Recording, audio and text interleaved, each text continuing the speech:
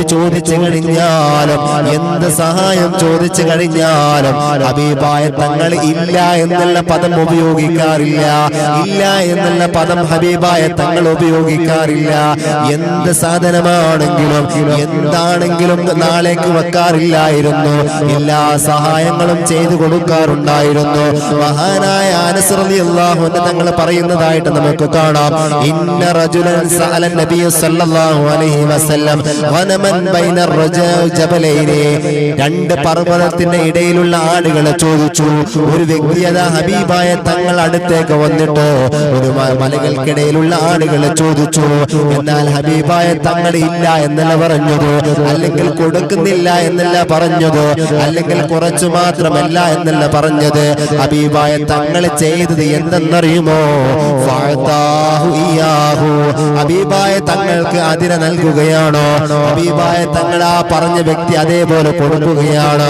ആ വ്യക്തി ഏത് പ്രകാരമാണോ ഹബീബായ തങ്ങളോട് ചോദിച്ചത് അതേ പ്രകാരം കൊടുക്കുകയാണ്. എന്നിട്ട് എന്താ സംഭവിച്ചതെന്നറിയുമോ? ആ മനുഷ്യൻ എന്താ ചെയ്തതെന്നറിയുമോ? ആ സമൂഹത്തിന്റെ അടുക്കിലേക്ക് പോവുകയാണ്. എന്നിട്ട് പറയാണ്, ഖൗമി അസ്ലിമൂ, സമുദായമേ നിങ്ങൾ മുസ്ലിമാവുക, സമുദായമേ നിങ്ങൾ മുസ്ലിമാവുക എന്ന് ആ സമൂഹത്തോട് ആ പുരുഷനങ്ങ് പറഞ്ഞു കൊടുക്കുകയാണ്. ഹബീബായ തങ്ങൾ ചെയ്ത സഹായമാണ്.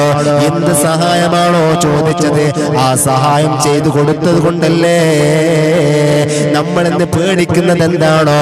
കൊടുക്കാൻ പേടിക്കുന്നത് എന്താണ്? തീർന്നു പോകുമോ എന്നുള്ള ഭയം പേടിച്ചിട്ടല്ലേ?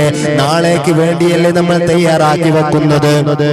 എന്റെ മുസ്ലിമീങ്ങളോട് ഓർമ്മപ്പെടുത്തട്ടെ, നാളെ നമ്മൾ ഉണ്ടാകുമെന്നുള്ളതിൽ എന്താണ് നമുക്ക് സംശയം?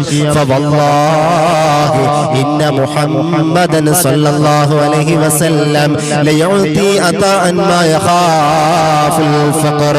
അല്ലാഹുവാണ് സത്യം, തീർച്ചയായും ഹബീബായ തങ്ങൾ ദാരിദ്ര്യത്തെ ഭയപ്പെടാത്ത ധർമ്മിഷ്ഠനാണ്. നാളേക്ക് എന്ത് ചെയ്യുന്നത് അത് അല്ലാഹുവിന്റെ കയ്യിൽ നിൽക്കുന്ന കാര്യമാണ്.